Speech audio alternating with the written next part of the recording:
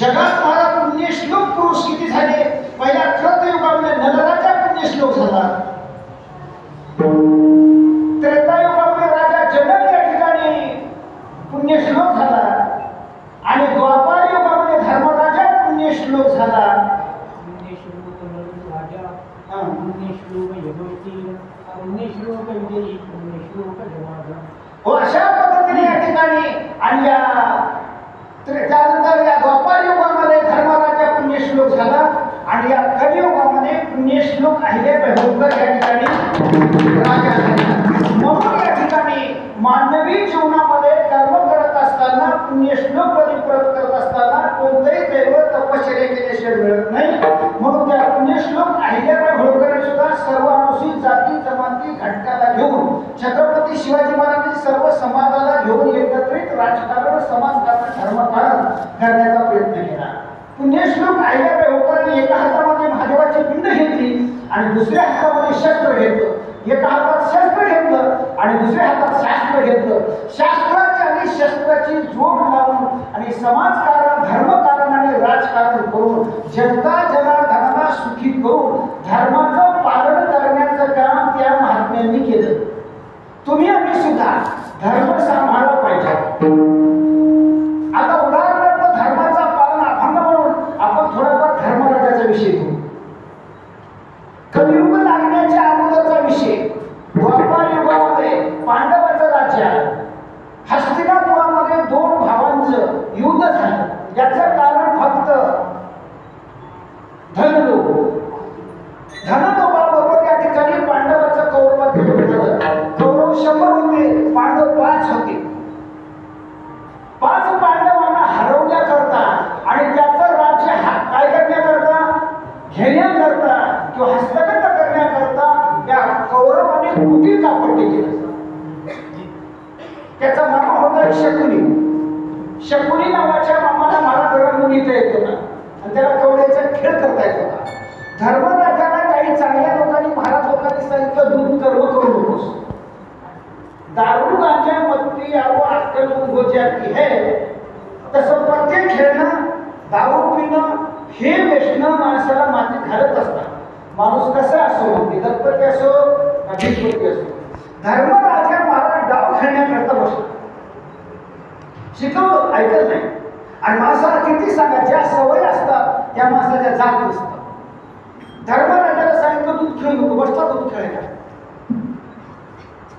विनोदामध्ये महाराज काही डाव धर्मराजाला छोटे छोटे डाव लागले, बरं वाटलं.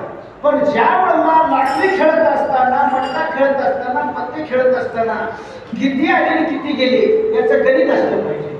धर्मराजाने डाव करत असताना डावावर महाराज रागानं आपली प्रॉपर्टी मिळाली होती म्हणून त्या प्रॉपर्टी लावायला सुरुवात केली.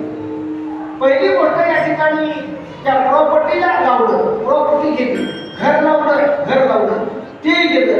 इंद्रप्रस्थासारखा मोठा वाडा होता राहण्याचं ठिकाण, तेही गेलं. शेवटला म्हणजे काय करायचं, मग रागाला दुसरी गोष्ट हिंदू लाव की भावाला लाव की म्हणजे लावलं. नकुलही जिंकला. लावलं सहदेवालाही जिंकलं. असे शकुनी मामाने अनेक डाव टाकले. अर्जुन डावावर लावला, अर्जुनालाही जिंकलं. भीमाला डावावर लावलं, भीमही जिंकला. आता धर्मराजाला म्हणजे सगळं दिलं. आता राहील काय धर्मराजा म्हणून आता डाव म्हणून माझ्याकडचं सगळं समजलं. त्याच्यातला विनोदाचार्य होता, ते शकुनी मामा नाव घालला. असं कसं काय बोलता, सगळं त्याचं बायको आहे ना. म्हणजे रागात आल्यावर माणूस हायगायचं येत नाही. मला बायकोला डाव लावलं. द्रौपदीला डाव लागल्यानंतर तोही डाव केला. द्रौपदी जिंकली. कोणी कौरव डावामध्ये. डावामध्ये जिंकल्यानंतर माणूस केवढा मोठी जरी झाला, शावकार महाराज 5 फुटाचा जरी असला आणि पहिलवान 10 फुटाचा 8 फुटाचा जरी असला, तर मरकुड्या शावकारापुढे पहिलवानचे काही चालत नाही.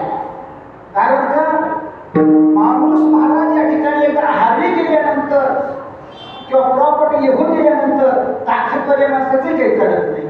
शेवटला या ठिकाणी वेळ आली आणि मग त्या द्रौपदीला जिंकल्यानंतर सगळे हसायला लागले. पांडव उठण्याचा प्रयत्न केला, सभा बसली होती. मग आता त्या दुर्योधनानं भीमानं सांगितलं आपण त्या पांचाळीला जिंकले, आतापर्यंत ती आपली भावजाई होती, आतापर्यंत त्या राजाची राणी होती, आजपासून ती दासी झाली.